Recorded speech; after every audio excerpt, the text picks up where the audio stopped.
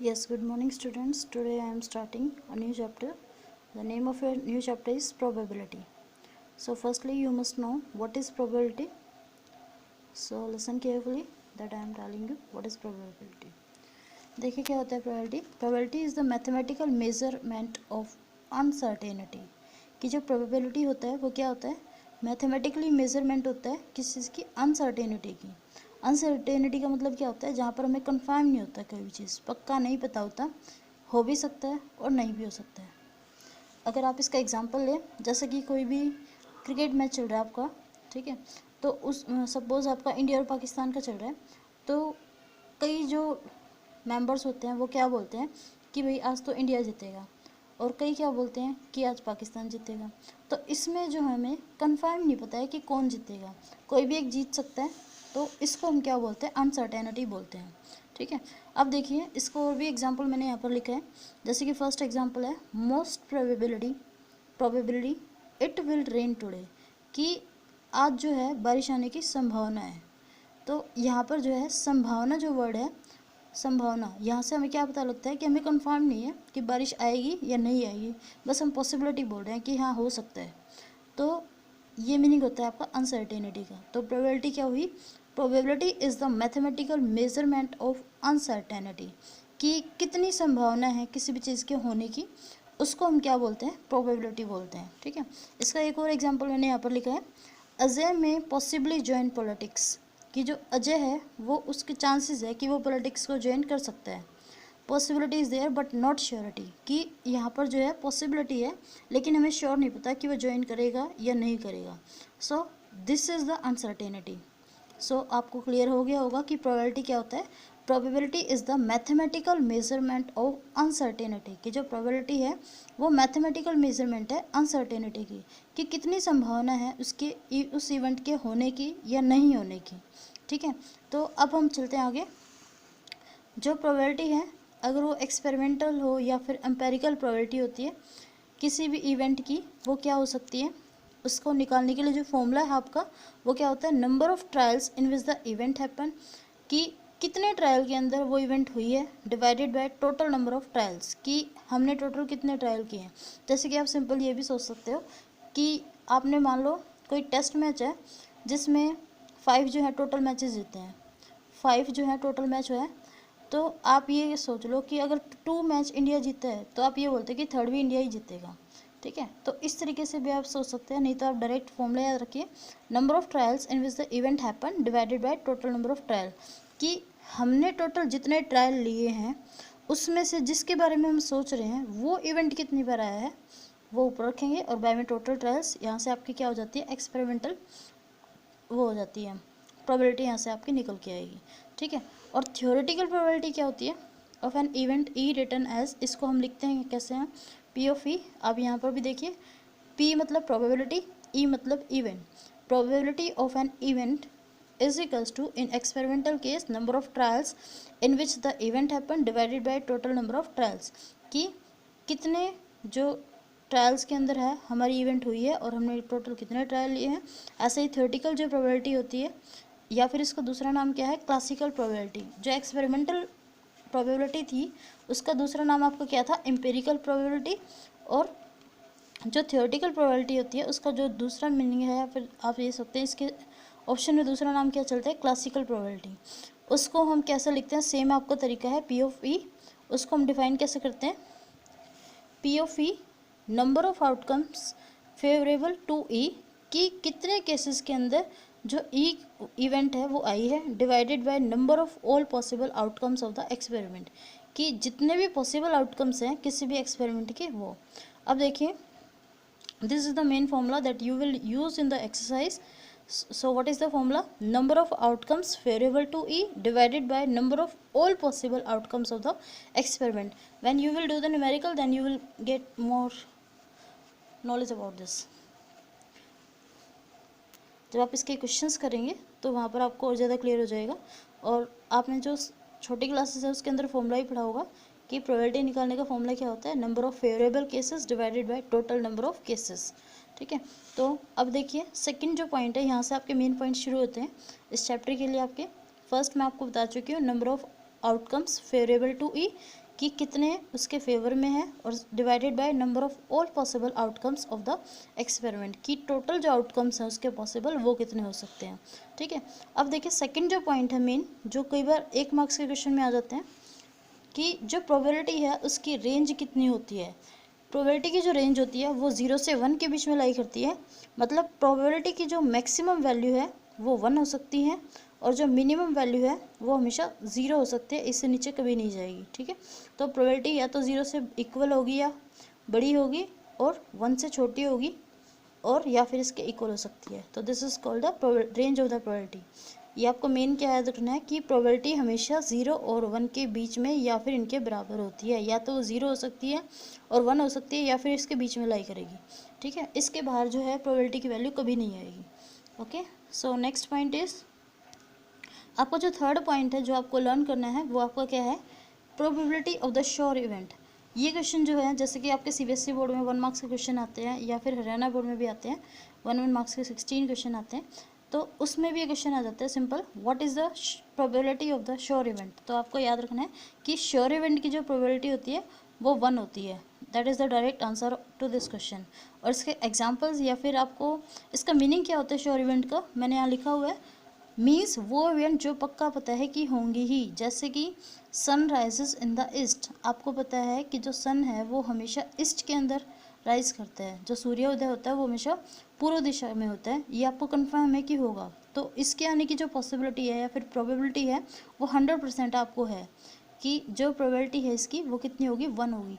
Sure event कौन सी होते हैं, वो इवेंट जो हमें पक्का कंफर्म होता है कि होंगी ही। जैसे कि मैंने एग्जांपल बता दिया आपको कि sun rises in the east, अगर आपको इसकी प्रोबेबिलिटी निकालनी है तो वो कितनी होगी आपकी, 1 होगी। ठीक है, ऐसे ही मैंने इसका सेकंड एग्जांपल दिया है 2 and 2 makes 4, कि 2 और 2 को जब हम ऐड करते हैं तो आपका आंसर कितना आएगा, 4। This is the common thing कि जब आप 2 और 2 को ऐड करेंगे तो हमेशा 4 ही आएगा। अगर आपका आंसर गलत आ रहा है, 2 और 2 को ऐड करते हैं आपका 5 आ रहा है, तो इट मीन्स आपकी कैलकुलेशन प्रॉब्लम है। ठीक है, अदरवाइज जो करेक्ट है उसका वो कितना आएगा, 4 आएगा। तो यहाँ से आपको क्या याद रखना, just probability of the sure event, बस आपको ये याद रखना है कि प्रोबेबिलिटी जो है श्योर इवेंट की कितनी होती है, 1 होती है। उसको मैं आपको एग्जाम्पल से क्लियर कर चुकी हूँ। नेक्स्ट फोर्थ पॉइंट आपका जो है वो क्या है, probability of the impossible event, की जो प्रोबेबिलिटी होती है इम्पॉसिबल इवेंट की वो कितनी होती है, 0, कि वो इवेंट जो कभी होंगे ही नहीं। ठीक है, तो उसको हम क्या बोलते हैं, इम्पॉसिबल। श्योर मतलब जो पक्का होंगे, कंफर्म होता है, चाहे उसको मैं करूँ या फिर आप देखें तो आंसर ट्रू ही आएगा, तो वो आपकी होती है श्योर इवेंट। और इम्पॉसिबल होती है जो कोई भी अगर उसको चेक करता है तो वो पॉसिबल है ही नहीं। जैसे कि इसका अपोजिट मैंने एग्जांपल दिया है, वहाँ पर मैंने लिखा था sun rises in the east. ठीक है, वो आपको पता है कि सन जो है ईस्ट से राइज होता है। अब इम्पॉसिबल इवेंट क्या है, अगर मैं ये बोलूँ sun rises in the south, कि सबको पता है कि जो सन है वो कभी भी साउथ से नहीं निकलता है, वो हमेशा ईस्ट से निकलता है। तो इसकी अगर आपको प्रोबेबिलिटी निकालनी है तो वो कितनी हो जाएगी, 0। So this is the examples for the impossible event. Okay, now second example is, आपने when you throw a die and it will show 8। Firstly आपको ये क्लियर होना चाहिए कि डाई क्या होता है। अभी मैं आपको बोल रही थी कि आपको पहले, जैसे कि आपने एक डाई को उछाला और ये जो है 8 शो करेगा। सबको पता है कि जो डाई होता है उसमें कभी भी 8 नहीं होता। अब डाई क्या होता है मैं आपको वो बता रही थी। देखिए, ये आपका होता है डाई। जब आप लूडो खेलते हैं तो आप इसको यूज़ करते हैं। अब इसमें आप ध्यान से अगर नंबर देखेंगे 1, ठीक है, 6, 3, 4, 2, 3, 5 और 6, इसमें जो नंबर है आपके 1, 2, 3, 4, 5, 6 नंबर्स आते हैं। ठीक है, अब मैं यहाँ पर मैं पॉसिबिलिटी निकाल रही थी कि जब हम एक डाई को उछालेंगे तो वो 8 को शो करेगा। अब देखिए, जब इसके अंदर 8 है ही नहीं तो इसको हम उछालेंगे तो 8 तो आपका कोई भी चांस है ही नहीं कि 8 आएगा उसमें। तो इसकी जो इसमें जो 8 के आने की पॉसिबिलिटी है वो यहाँ पर कितनी हो जाएगी, 0 हो जाएगी। डाई आपको मैं दिखा चुकी हूँ, इसको ध्यान से देख लेना क्योंकि एक्सरसाइज के अंदर भी इसका यूज़ होगा। ठीक है, डाई क्या होता है, जब हम लूडो खेलते हैं तो उसके अंदर हम इसको यूज़ करते हैं। और इसमें एक चीज़ और याद रखनी है आपको जो डाई की स्पेलिंग मिलेगी ना, वो आपको कई बार आपको डाई लिखा मिलेगा और कई बार आपको डाइस लिखा मिलेगा, DI CE। एक कई बार ये लिखा मिलता है और कई बार ये लिखा मिलता है। अब इसमें डिफरेंस याद रखना, जो डाई होता है, अगर मैं एक डाई की बात कर रही हूँ तो वहाँ पर आपको डाई मिलेगा, और अगर आपके कई बार ये बोलता है कि दो डाई को हमने दो डाई अगर एक साथ उछालेंगे तो वहाँ पर आपका डाइस मिलेगा वर्ड। इसका जो प्लूरल है वो आपका डाइस होता है। ओके, सो अब देखिए,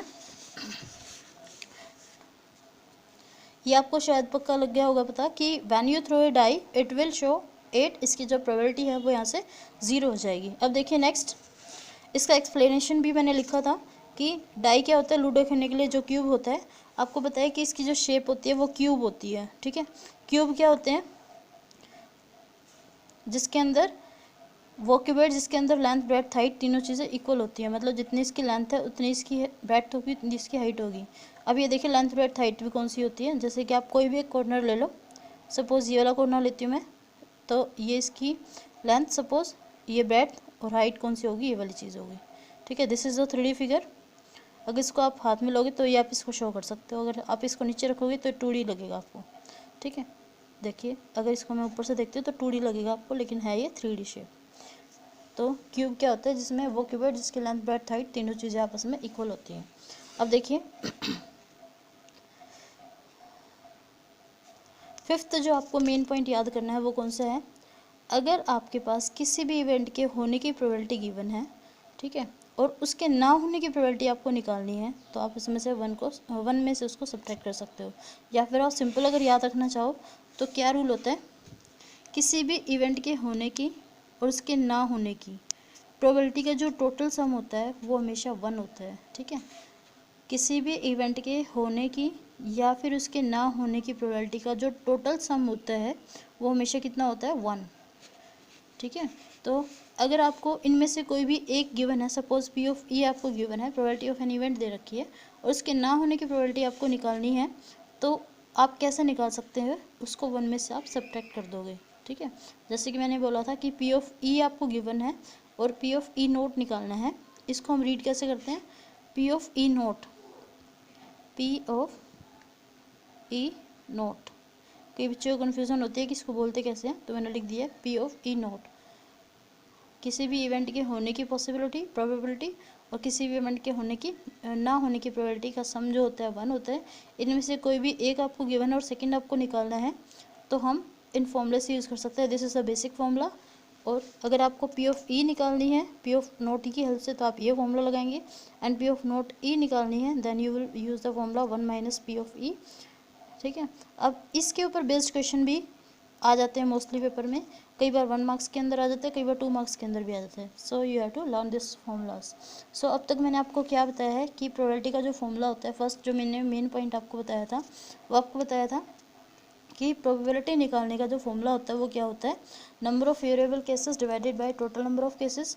सेकंड मैंने मेन पॉइंट आपको क्या बताया था कि जो प्रोबेबिलिटी की रेंज होती है वो आपकी 0 से 1 होती है। जो मेन पॉइंट्स आपको लर्न करने हैं वो आपको मैं रिमाइंड कर रही हूँ, रिकैप्चुलेट कर रही हूँ, एक बार ध्यान से सुना। और थर्ड जो आपका पॉइंट मैंने बताया है वो क्या बताया है, probability of the sure event is 1, कि जो श्योर इवेंट होते हैं उनकी जो प्रोबेबिलिटी होती है वो 1 होती है।